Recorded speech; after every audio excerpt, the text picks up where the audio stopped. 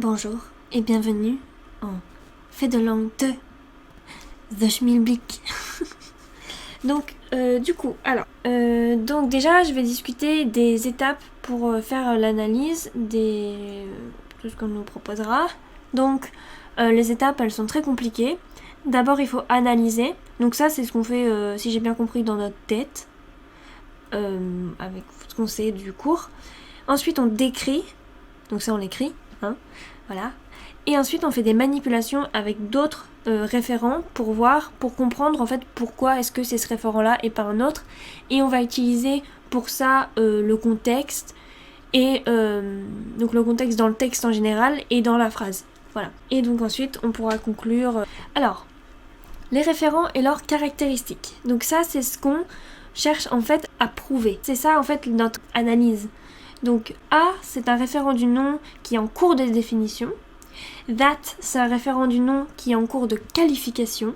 This, c'est un référent du nom qui est construit avec toutes ses qualifications. Et the, c'est la détermination ou délimitation du nom et complète présuppose l'existence de ce qu'il introduit. Ça, c'est ce qu'on va chercher à prouver. Donc, quand on va avoir une phrase comme celle-ci, Death takes a man's body away from him. Donc là, ici, c'est le E qui nous sera analysé. Il faudra prouver que A, c'est un référent du nom en cours de définition. Donc ça, je ne vais pas l'écrire directement. Ce que je vais écrire, c'est ma description. Donc là, on isole dans la phrase. Donc la phrase, je reviens, c'est Death takes a man's body away from him. Ça, c'est la phrase. Et nous, on va juste garder a man's body. Bon, c'est vraiment, il y a plus que ça, mais a man's body. On va pouvoir dire que A est un déterminant. Et ensuite, du nom commun dénombrable singulier body. En fait, il faut être très précis. Donc si c'est un nom commun, il est dénombrable. S'il est dénombrable, il est soit singulier, soit pluriel, donc il faut le dire.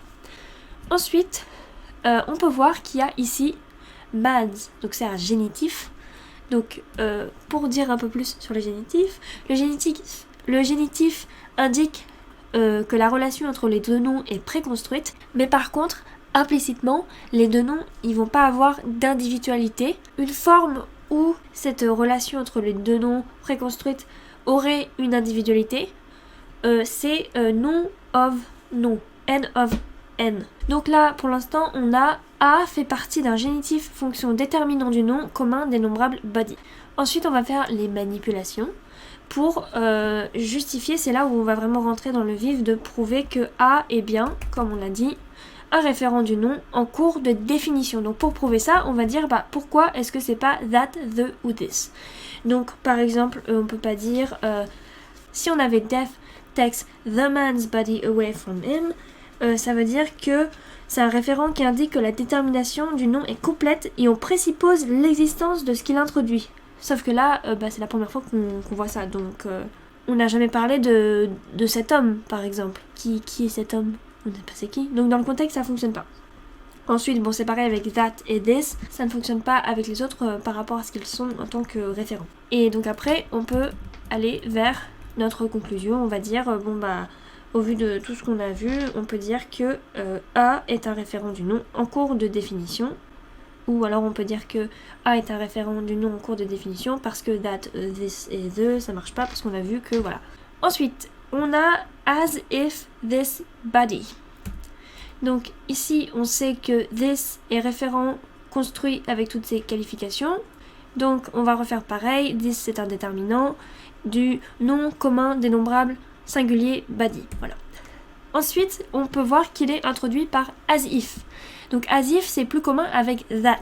Cependant, donc c'est une subordonnée comparative et ça crée un arrière-plan fictif et un contexte irréel.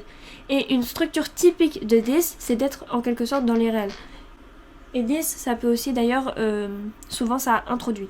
On dit this or that, on dit pas that or this, ça marche pas. La structure typique de this, c'est qu'il est à la fois anaphorique, par exemple this is the body of X, et à la fois il présente une nouvelle occurrence de body. Et là ici dans le contexte ça fait sens parce qu'on a parlé de body avant, mais c'était pas this man's body, c'était a man's body, the body of X, c'était quelque chose d'autre. Donc on peut dire que this, alors on va rajouter que c'est un déictique, parce que ça il n'y a pas besoin de le prouver à skip. This est un déictique déterminant du nom commun dénombrable singulier body. Ensuite, on fait nos manipulations, donc pourquoi pas that, de ou a. Pareil, on regarde par rapport au contexte. Et ce que la prof a dit, c'est que la plupart du temps, c'est pas que c'est agrammatical. Ah oui, il faut pas oublier, on peut aussi essayer de mettre avec l'article 0. Voilà, je l'ai pas mis parce que je suis un peu bête et j'ai oublié. Mais voilà. Donc, souvent, c'est pas que c'est agrammatical, c'est que ça ne fonctionne pas dans le contexte. Et c'est ça qui nous permet de prouver que là, ici, D, c'est un référent construit avec toutes ses qualifications. Voilà, donc là, on conclut, pareil. Bon, personnellement, j'ai pas trop... J'ai mes conclusions parce que je suppose qu'il faut conclure. Mais en cours, on n'a pas trop vu comment conclure, comment rédiger, quoi que ce soit. On a juste vu comment rédiger ça. Ça, c'est ce qu'elle nous donne au cours. On n'a pas trop vu comment conclure, donc je suppose qu'on se doit se débrouiller. Hein.